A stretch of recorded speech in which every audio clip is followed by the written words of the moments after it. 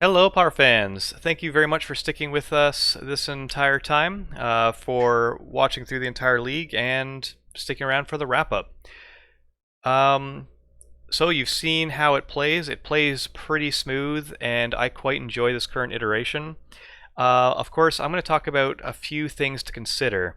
So with this version, we've got the Shield Spheres and the Wall of Roots, which combined, it allows the deck to go on average a little bit faster, but this deck is going to be a little bit weaker against players that know what they're doing against it, as well as, very counter-heavy decks, because we only have one Galvanic Alchemist, one Bloodrite Invoker, and then the one Reaping the Graves to kind of try again. It is a little susceptible. I've also been having chats with a few players that have been playing this deck as well over the past few months, and specifically with Apas, they've brought attention to some other ways of building this. So I've kind of combined what I've done with what they've done, and this is a version I am testing out at the moment.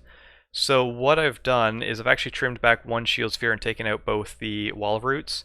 I know most other lists that are going this route are keeping the Shield Spheres out and going with the Wall of Roots just because it's a more consistent thing. It does produce mana over the longer term, but I really do like the speed of a Shield Sphere being able to come down to protect against edicts, as well as just kind of combo with the Caretaker easier.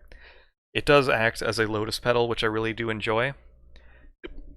So what have I put in for taking out those cards? Well, I've brought in the one Mnemonic Wall.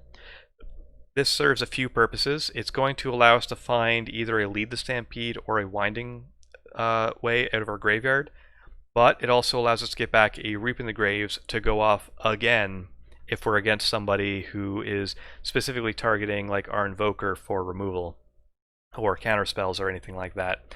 We're also trying out one Freed from the Real. This card is very useful because it allows us to combo off with less mana or less defenders. So normally with the Axebane Guardian plus Alchemist, we require 4 defenders and 9 mana to go off if we're using a Drift to search for it. Now, if we have 7 mana and 2 defenders, we would be able to use a Drift to find the Freed from the Real and go off that way. The big downside, though, is you can't get that card off of Winding Way or Lead the Stampede. And in my testing, there's been a number of games where that's just been milled over by those, and it's just caused some feel bads. But on the other side, it has allowed me to combo off in places where Galvanic Alchemist alone is not enough to do it. So since we can now go off with just 2 walls, we can actually afford to reduce our wall count a little bit, and we can also aim to lean on the battlements a little bit more. So I've brought in a second Leafcaller instead of the Loam Dryad. So it doesn't produce mana by itself, but it does allow us to get all of the blue mana we need to go off. As well as I'm going to bring in one more Mana Dork, one more Llanowar Elves. The hands where we have like a turn 1 Elf or Caretaker is just so much better from a hand that doesn't have it, so I want to lean a little bit heavier on a turn 1 mana production play to really accelerate us into 2 cards on the next turn or straight into an Axebane Guardian. Out of the sideboard, I still haven't made any changes. I've still been pretty happy with this. I have been tempted to cut like one Scattershot Archer just for something else, but I haven't really been able to decide what else to put in there. So aside from that, that is the list I'm currently testing.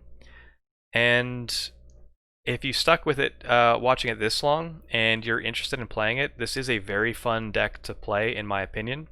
It's very original from a lot of the other content that's out there for Pauper right now, or like deck-wise. So by all means, like, grab it online, play it in the practice room. I would recommend giving it a spin first, just so you can like get a feel for the sequences and knowing when you can try and go off. The most difficult thing about this deck in general is playing around your opponent, because quite often you're trying to play a game of solitaire around them trying to not allow you to play solitaire, which is very mean of them, but you know, it's kind of understandable. You're trying to stop them from playing the game on a turn where you choose to win. So yeah, this is a great deck for practicing getting a read on your opponent's hand.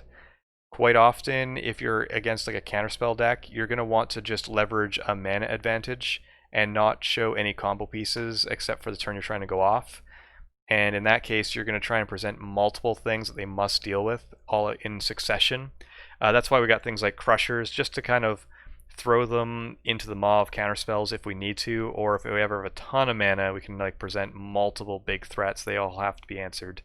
So all in all, I've been very happy playing this, and it's done a lot. It produced a lot of success for me so far, and I'm going to keep sticking with it for at least the foreseeable future. If you've got any questions or comments, please leave them down below, and I'm happy to have a conversation with everybody about this deck. Thank you again, everybody, for tuning in. I know it's been a while since I've produced anything, and yeah, it's good to be back. Everyone, have yourselves a wonderful day.